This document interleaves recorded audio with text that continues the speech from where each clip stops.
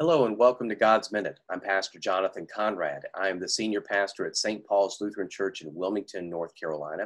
And this week we're looking at the 5 words of Philemon, 5 words that draw us into this letter that Paul has written to Philemon, and how those words are very powerful and they can be of use for us in our ongoing relationship with God.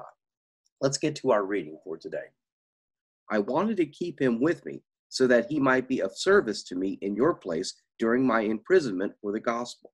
But I prefer to do nothing without your consent, in order that your good deed might be voluntary and not something forced. Perhaps this is the reason he was separated from you for a while, so that you might have him back forever, no longer as a slave, but more than a slave, a beloved brother, especially to me, but how much more to you, both in the flesh and in the Lord.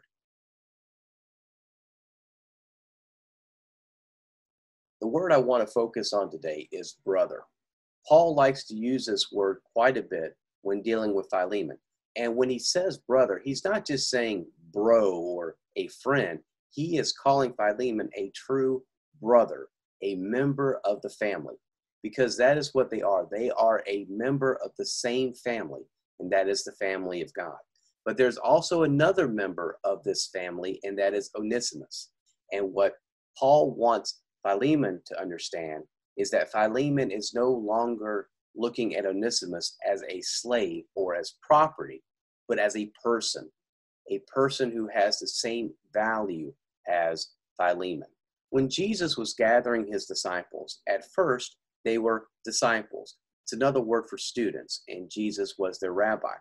And then in John 13, when we begin the Last Supper discourse, Jesus makes a change. Jesus stops calling them disciples and calls them friends. So the disciples have gone up a notch when it comes to the relationship with Jesus. But then on Easter morning, Jesus makes another change in the relationship. Jesus no longer calls them friends. Jesus calls them brothers. And it's very important to remember that the disciples deserted Jesus. When Jesus comes back, Jesus could have called them anything else in the book, and he would have been justified to do that. Instead, Jesus calls them brothers. So instead of degrading the relationship, Jesus upgrades it. Jesus calls them family. And so Paul is saying, Philemon, Onesimus is no longer a slave. He is your brother. And that means all of them are now part of the same family.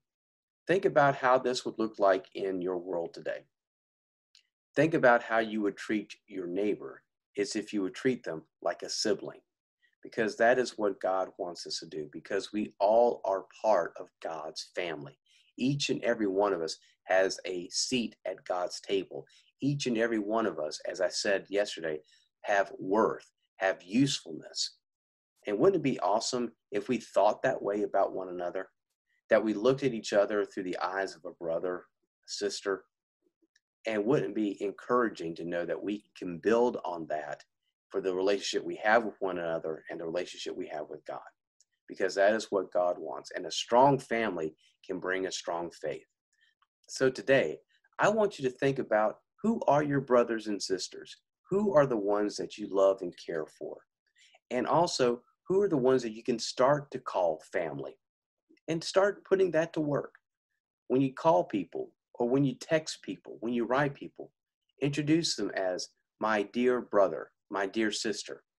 See what happens to that relationship. I guarantee you, it's going to improve. It's going to be an upgrade. And that's what God wants. Thank you for joining me today. I hope you have a great day, and I will see you tomorrow for another edition of God's Minute. You take care, and God bless.